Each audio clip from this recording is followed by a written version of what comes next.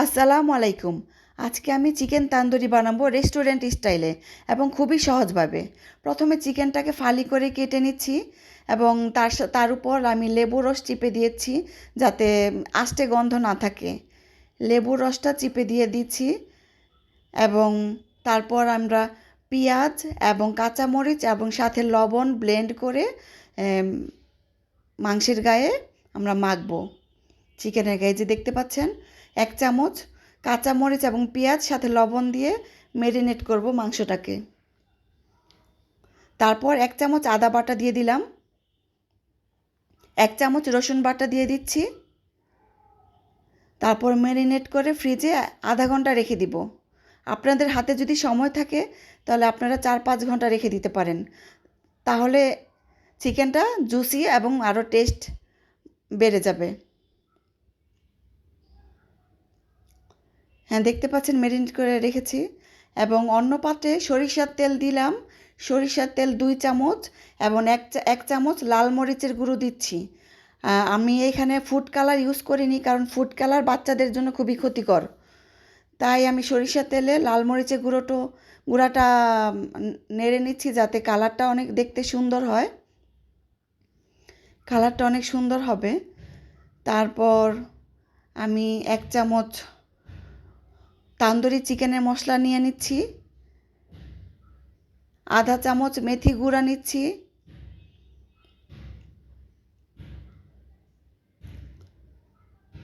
1 চামচ গরম মশলার গুঁড়া নিচ্ছি, আধা চামচ কালো গোলমরিচের গুঁড়া নিচ্ছি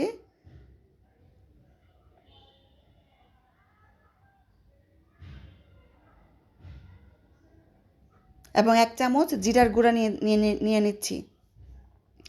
তারপর নেড়ে এটার সাথে টক দই 2 টেবিল চামচ টক দই আমরা অ্যাড করব। এই যে দেখতে পাচ্ছেন টক দইটা নিয়ে নিলাম। আমার মনে হয় চামচের থেকে হাত দিয়ে মাখানোটাই ভালো হবে, তাই আমি হাত দিয়ে মাখালাম। হাত দিয়ে মাখালে বোঝা যাবে যে কোথাও কোনো দানা থাকলে তা মিশে যাবে এবং সুন্দর করে মিক্সচারটা সুন্দর হবে, মিশ্রণটি সুন্দর হবে। তারপর আমি চিকেনটি ম্যারিনেট করে আরও আধা ঘন্টা ফ্রিজে রেখে দিব। চিকেনের 2 পিস ম্যারিনেট করে আরও আধা ঘন্টা ফ্রিজে রেখে দেবো। এই যে দেখতে পাচ্ছেন চিকেনের 2 পিসই আমি নিয়ে নিচ্ছি, ভিতরে ঢুকিয়ে দিব, তারপর ফ্রিজে রেখে দিব আধা ঘন্টা।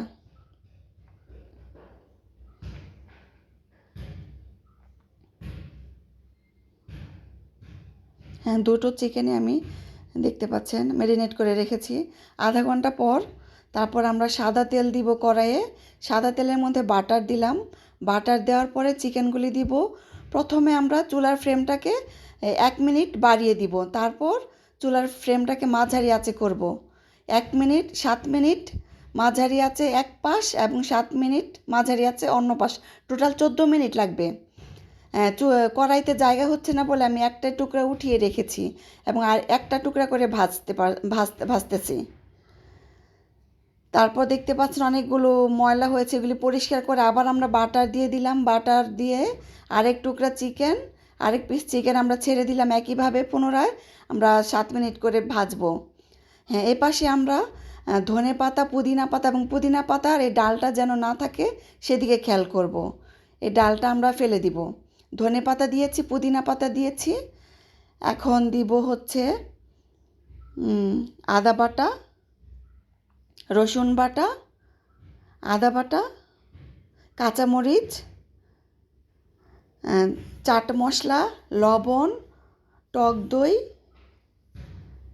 একটু ভাজা জিরে গুঁড়া, একটু লেবুর রস, সব কিছু একসাথে দিয়ে ব্লেন্ড করে আমরা একটা সস বানাবো। এই যে দেখতে পাচ্ছেন সসটা কত সুন্দর হয়েছে। দেখতে পাচ্ছেন চুলাতে আমরা একটা কয়লা দিয়েছি, ফয়েল পেপারে কয়লাটা দিব যাতে স্মোকি একটা ফ্লেভার আসে। যে কয়লাটা দেখতে পাচ্ছেন চামচ দিয়ে উঠিয়ে আমি ফয়েল পেপারে দিয়ে দিলাম। তারপর আমরা ঢাকনা দিয়ে ঢেকে দিব যাতে স্মোকি একটা ফ্লেভার আসে এবং রেস্টুরেন্ট স্টাইলে গন্ধটা হয়। হ্যাঁ, আমরা কয়লাটার উপর একটু তেল ঢেলে দিব যাতে ধোঁয়াটা বের হয়।